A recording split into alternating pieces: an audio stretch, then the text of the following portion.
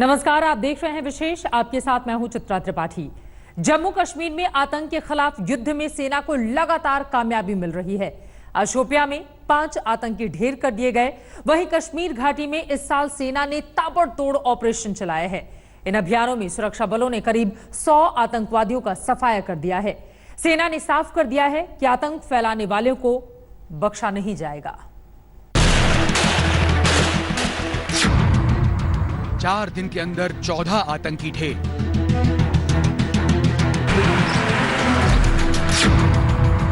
पंद्रह दिन में 22 आतंकियों का सफाया। मार गिराए गए 8 टॉप कमांडर।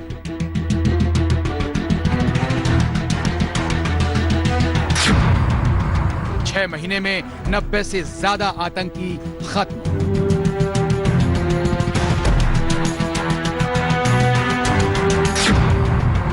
सेना ने कर दिया ऐलान, चुन चुन कर आतंकियों का होगा काम तमाम। हमारी कोशिश तो यही रहती है कि लगातार ये जो आतंक के जो लीडर होते हैं, आतंकवादी लीडरशिप जो होती है, उनको चुन चुन के समाप्त किया जाए।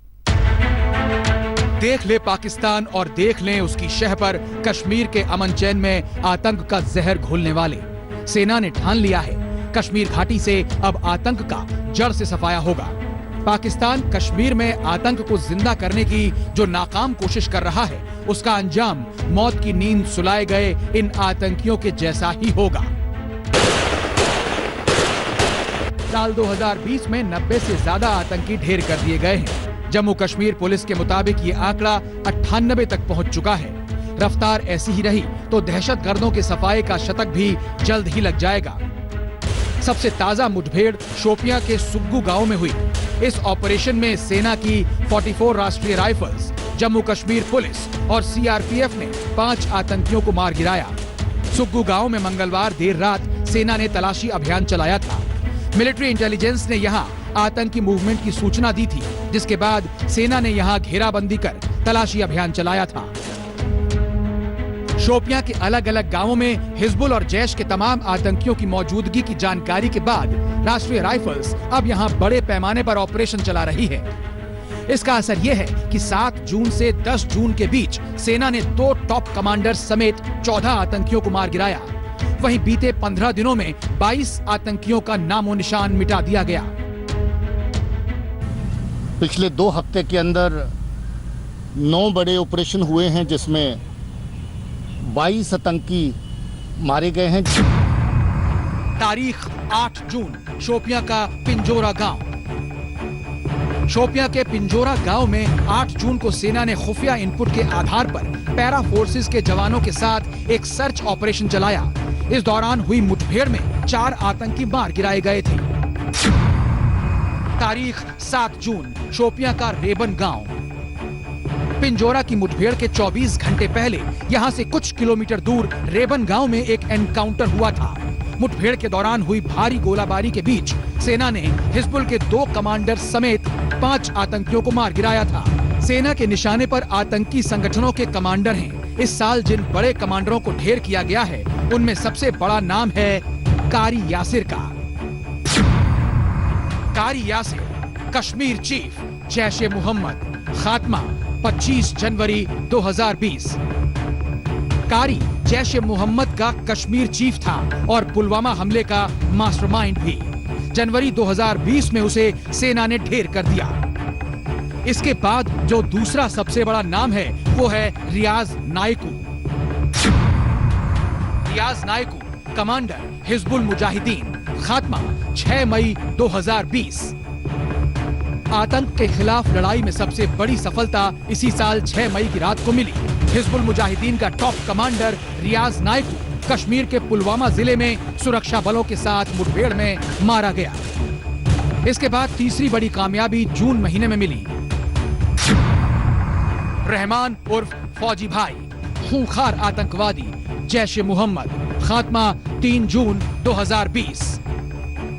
अफगान युद्ध लड़ चुका और आईईडी एक्सपर्ट अब्दुल रहमान उर्फ फौजी भाई 3 जून को पुलवामा के कंगन गांव में ढेर कर दिया गया।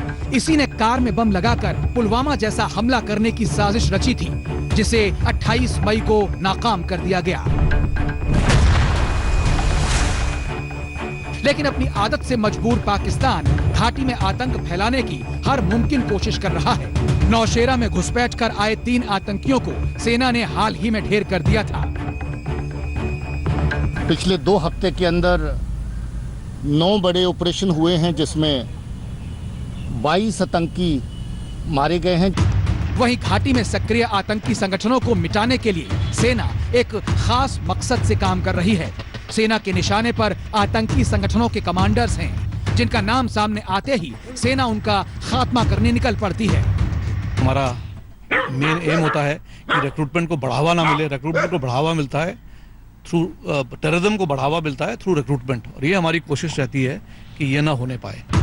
इस बीच खुफिया सूत्रों से जानकारी मिली है कि पाकिस्तान में बैठे आतंकी आका टीआरएफ, लश्कर और जैश जैसे संगठनों के जरिए आईईडी से धमाके या सुसाइड अटैक करने की फिराक में हैं। उनमें आतंकियों के मारे जाने से खलबली मची है। वहीं सुरक्षा बलों ने भी ठान लिया है कि अब वो इन्हें उनके अंजाम तक पहुंचा कर ही दम लेंगे। दिल्ली में मंजीत नेगी के साथ श्रीनगर में अशरफ वानी और शुजाउल हक, आज तक। जम्मू कश्मीर का दक्षिण कश्मीर आतंक का हॉटबेड बन चुका है। सुरक्षा एजेंसियों के मुताबिक शोपियां, पुलवामा, अनंतनाग और कुलगाम में सबसे ज्यादा आतंकी सक्रिय हैं। इन आतंकवादियों ने सरपंच अजय पंडिता की हत्या कर दी। हिंदुओं को घाटी से डराकर भगाने की नई साजिश सामने आई है। वहीं दूसरी तरफ लगातार कार्रवाई कर सुरक्षा बल इस पर काबू पाने में जुटे हुए हैं।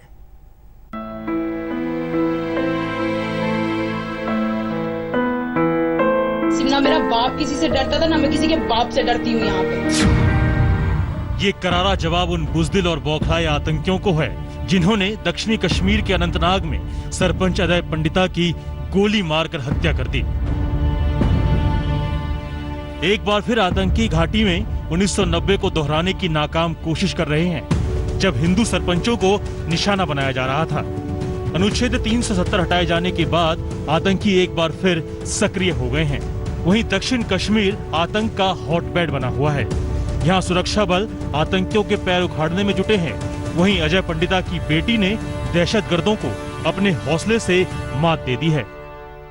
अभी भी बोल रही हूँ, मैं डरती वरती किसी, ना मेरा बाप किसी से डरता था, ना मैं किसी के बाप से डरती हूँ यहाँ पे। मैं अभी भी बोल रही हूँ, कश्मीर तो वापस जाएंगे। और मैं ये भी कह रही हूँ, पहली बात तो ये, अगर पहली बात मेरे पापा को जहाँ शूट किया गया, जहाँ उनके साथ ये इंसिडेंट हुआ, वहां जाके चेक कराओ।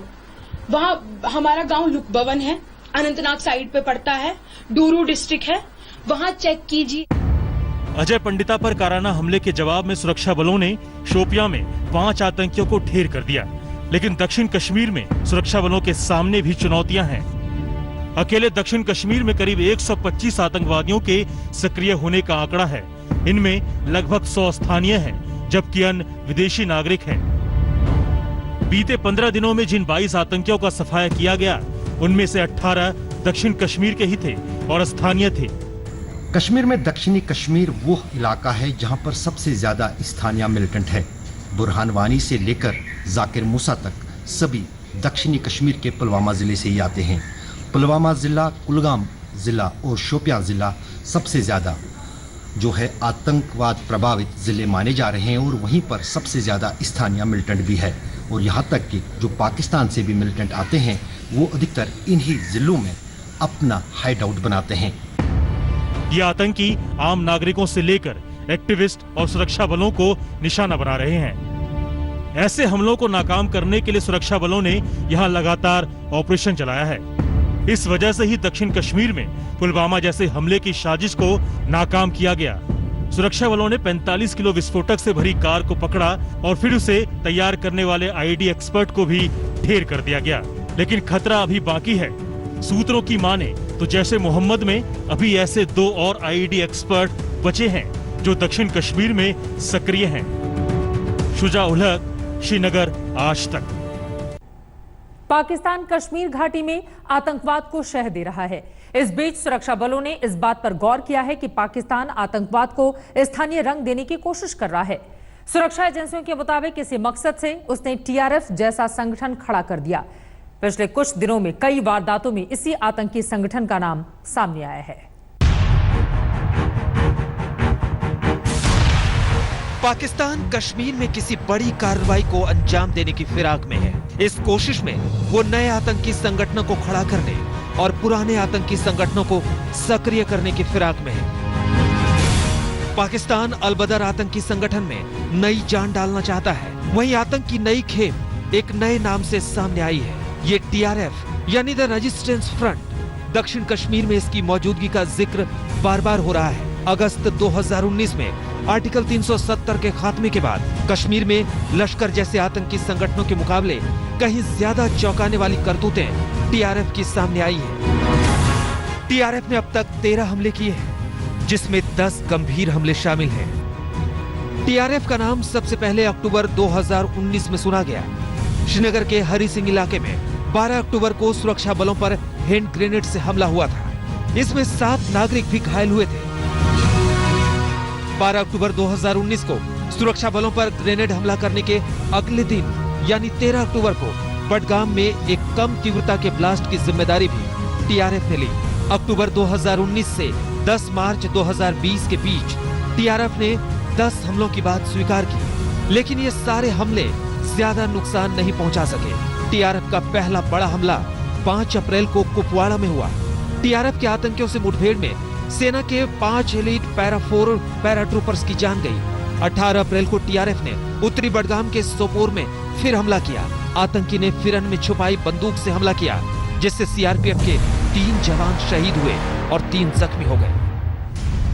सुरक्षा बल मान रहे हैं कि टीआरएफ एक नया बना संगठन है, लेकिन उन्हें आशंका है कि इसे लश्कर ने ही खड़ा किया है।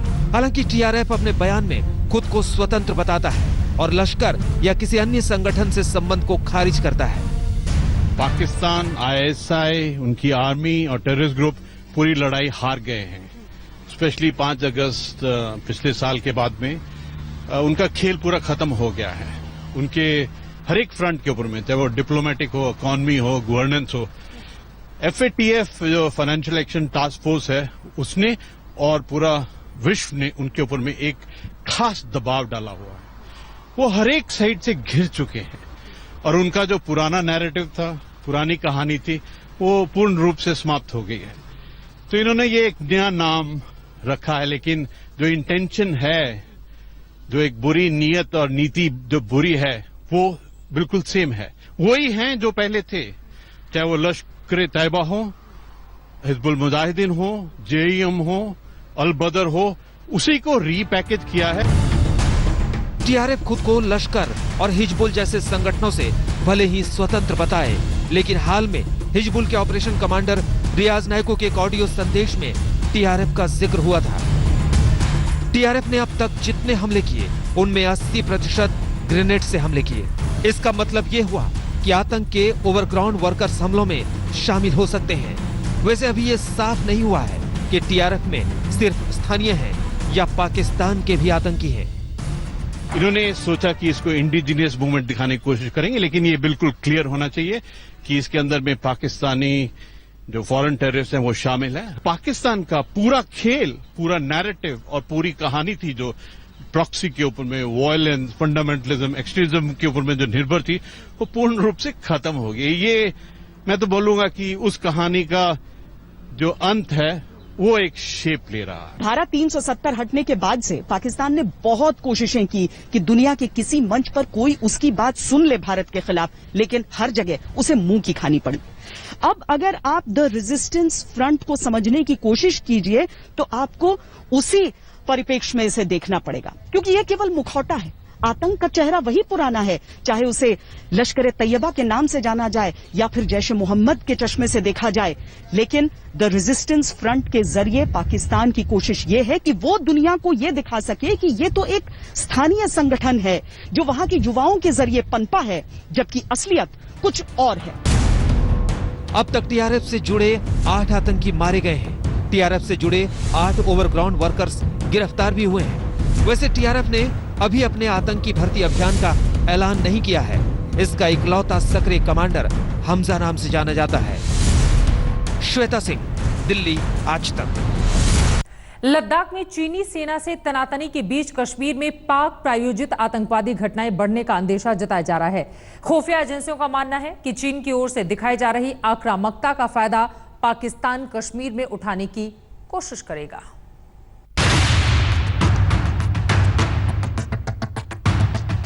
पूर्वी लद्दाख में जहां चीन दुनिया का ध्यान कोरोना से बचाने के लिए भारत से भिड़ा है, वहीं उसकी शय पर पाकिस्तान कश्मीर में अस्थिरता पैदा करने में जुटा है। दरअसल अनुच्छेद 370 हटाए जाने के बाद से ही चीन लगातार पाकिस्तान को शह दे रहा है।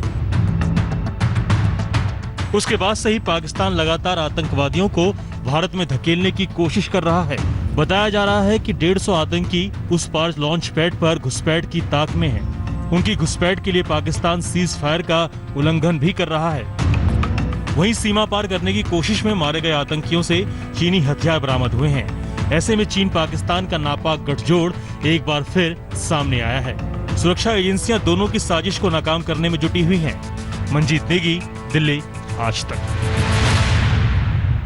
इसी के साथ विशेष में आज के लिए बस इतना ही। देश और दुनिया की बाकी खबरों के लिए आप देखते रहिए आज तक।